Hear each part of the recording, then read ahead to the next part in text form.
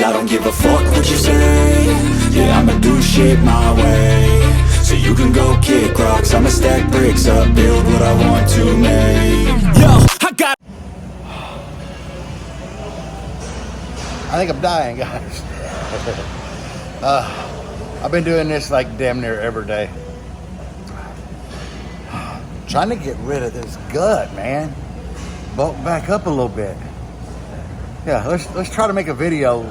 Yeah. Look. So, good afternoon, everybody.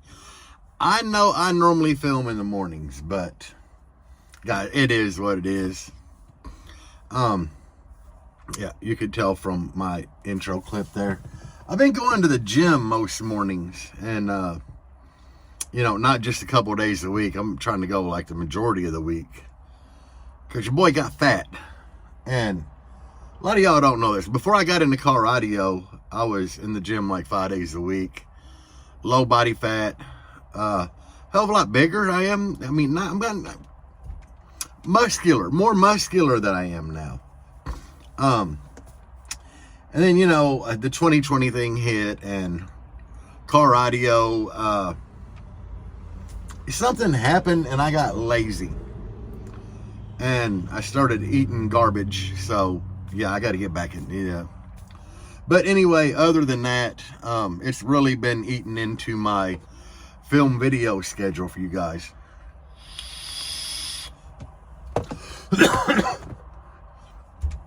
But we all need to be fit, especially when you get up there in age like me, you know, where you start getting gray in your beard. Yeah, but anyway, so I've gotten a lot of feedback on the DB Drive unboxing video I did. Yeah, it's got like 2,700 views in just a couple of days, so it's done good. But the comment section has been crazy on it, and which is what I'd like to talk about. So first off, I got a deal. I mean, I didn't pay full price for, I got cut a deal for buying subs and amps together, obviously. But to me, the subs look better than almost any sub I've looked at. I'm not even gonna lie. One thing I didn't mention in that video is that the basket bolts, they go all the way through to the bottom plate, and they screw into the bottom plate. So you're not going to have motor shift or motor fall off. Not calling any brand out or anything, but that I've seen that happen a lot with Scar subs, where the motor just falls off, you know. DB Drive, they put a lot of work into that subwoofer. The basket itself is just amazing, but you know, you've seen all that. What I'm going to get at is the comments. You know, we got a lot of people in the comments that are like, oh, I've heard some of them, or I've seen them, and they are just nasty subs. And then, you know, you get the people that are like, but they're expensive. Well, yeah, they're expensive. It's a good sub. You know, and I'm not going to bash budget subs by any means, because y'all know I love getting demos from the budget bangers as well as the expensive stuff. I'm a bass head. I love bass in general. That's why the majority of y'all watch my videos, because I love everything, you know, to do it bass. But at the end of the day, you know, there's a line. If you want to get stupid loud or stupid windy, you need expensive subs, you know. And you can do it. Can you do it with like budget subs? Yes. Look at Disturbing Bourbon. I mean, they got like 1612s, I think, in there, but it is, you know, it's a stupid windy build. And I mean, it gets nasty, you know, but you wind up, you know, you blow a lot of stuff. And would that thing be louder if they would throw some, like, I don't know, like DD 95 12s in there? Yes, it would be way windier, way louder. That's just how this works, you know. But not bashing on the budget builds. I love the budget builds, but at the end of the day, you know, there's a reason some stuff costs more. And from just looking at everything, the specs, you know, those are going to be like the loudest subs we've ever had in the Edge. Now, granted, it's only had FIs, American bass, and the G2. Two of these were in there, and then the regular G2s. Is it going to be like the loudest and windiest with those DB drives? Well, yeah. I mean, there's not a doubt in my mind, just looking at the TS parameters and everything. So, guys, keep in mind, I mean, I dabble in a little bit of everything on the channel, and I like doing the unboxing videos for you guys.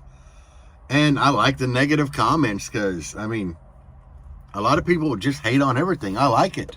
I like having good and bad comments in my videos.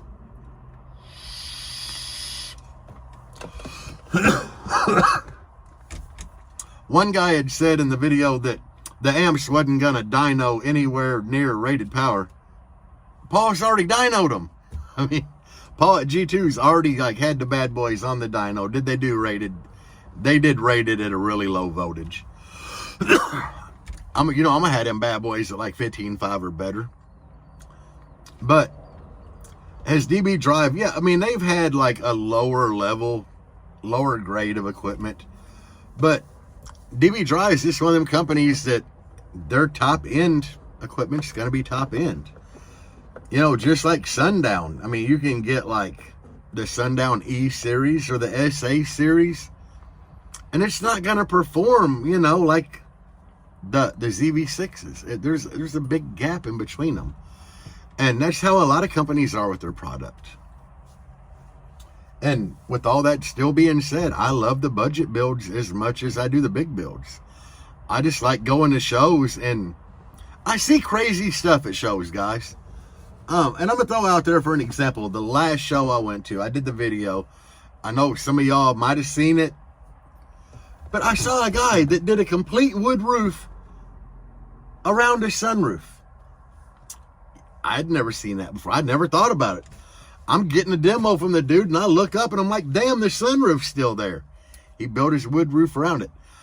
That is why I just like getting demos from a little bit of everything, because you never know what you're going to see. I've seen some crazy, crazy builds. I've seen some really redneck builds. I've seen some good builds. One guy I got a demo from told me straight up that his enclosure was from eBay. He's like, dude, it was a $40 shipped enclosure from eBay. I think it was like 210s. But crazy amount of stuff. And that's what I like about this hobby. Yes, I know a lot of people can't afford to go out and spend like $1,300 per subwoofer. I know that. Can I really afford it? No, not really. But like I said, I kind of got a hookup on them. It wasn't cheap by any means, but still, it's really what I wanted to do. And the wife's Edge until we find another car, and then I'm trying to find her a SUV so I can slap everything in it and build an even better enclosure for them subs than what the one in the Edge is. But that'll be down the road. But still, you know, I like having some nicer stuff and then some low, like the G2 Genesis. They're pretty much a budget sub. I mean, when Paul first started making these, he was selling them. I mean, I think they're like a $500 sub, and he was doing a buy one get one free on them back in the day, you know. So that would definitely be budget.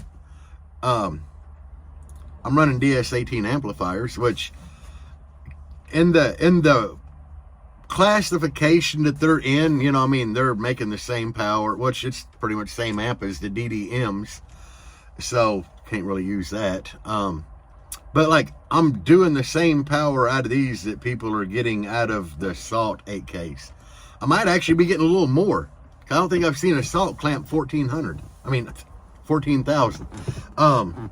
So it's Korean, good Korean, you know. And the DB Drive 5Ks that I got, they are a small footprint amplifier like my DS18 KO 8Ks. So I'm thinking it's probably the same technology. A lot of companies are wanting to go to that, where you still got the good Korean half-bridge amplifier for sound quality and everything, and reliability, and able to like wire down, and it's in a smaller footprint. We all know one of the first amplifiers that came out that had that was the DS18KO line. And now everybody hates on DS18, but a lot of companies are starting to have their amps made with that same design. So I had no doubt when I saw the amplifier that it was going to do rated power or more. Now, I really won't be able to get a good basis because, you know, I've seen amplifiers get thrown on a dyno at that ohm load, that static ohm load, where, you know, you're using resistors or whatever to keep the ohm load down there. And yeah, a 5K might do 6,500, you know, but that ain't real world application, guys. Honestly, on an amp dyno, I'm going to say the most useful number that you'll look at on there would kind of be the, let's see, there's certified, uncertified, and the other one. I can't remember what the hell it is now. Wow. How do I not know this? The dynamic, because your sub ain't just sitting there stuck at like 1 ohm. It's moving back and forth. Now, granted, the dynamic number on the amp dyno, it's not going to be right, because we all know that your ohms are all over the place. You're not stuck at like 1 ohm dynamic. You're not stuck at 1 ohm anything, you know. Even if you're wired at a half, your ohm load is going to be like 2, 3, whatever. And especially when you're playing music, it's going to be higher. But like in this thing, when I did that 14.7 out of that amp, it was wired at 6.7. And it rose to like 1.1, but it was at a 20 hertz burp. Now, this thing, it peaks like 33 to 37. It'll do the same number. But at that peak, that's where I clamp the least amount of power, because you're the most efficient at your peak and your rise is the highest. Now, that 20 hertz, we all know it takes more power to get loud at low frequency and to do low frequency. So that's a good ways off from my peak. And that's where the amplifier really, really made power. So who knows? That 5K, once I get everything in the edge and take it out one day to test, we might throw the old AMM1 in there and just clamp one of them 5Ks to see what kind of power we're doing playing music or on some small burps. I don't know. That's down the road. But anyway, guys, budget equipment, high-end equipment, you know, it's going to be my just the way you look at everything, you know. You get what you pay for normally. Are you going to get louder, windier if you pay the money for a higher-end subwoofer? It's almost guaranteed. But can y'all get loud on budget equipment? Y'all have proven that. We've all proven that, you know. I don't want to hate on any brand at all. I mean, I'd rather have like a Boss setup than no setup at all. Maybe not dual. Yeah, well, yeah, I'd still, not a dual in-dash though, guys. But anyway, you know, we all have our favorite brands. It is what it is. Like me personally, I hate Pioneer head units. I hate everything about Pioneer. I don't even like the name. I'm a Kenwood guy. The majority of the car audio world loves these like 15-year-old 80 PRSs. They love them. All my friends love them. That's them. If they're happy and they're playing music, so be it.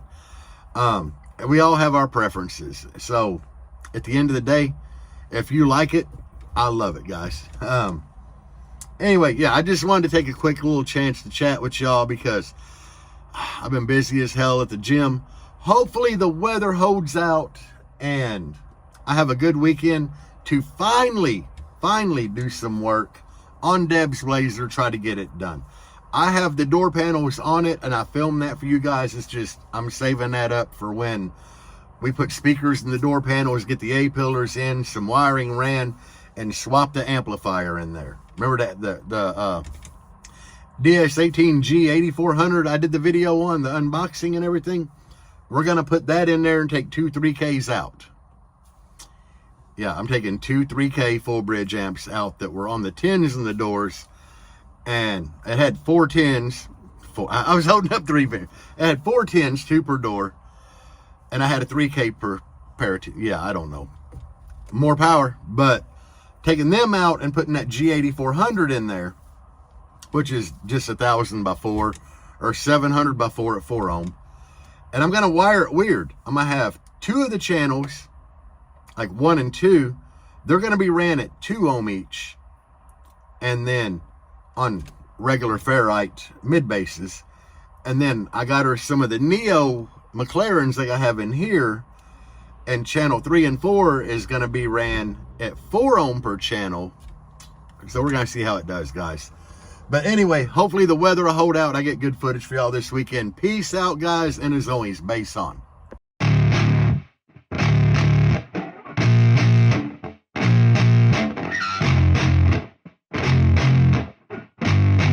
Yeah, I spit raps like a heart attack, fast fatal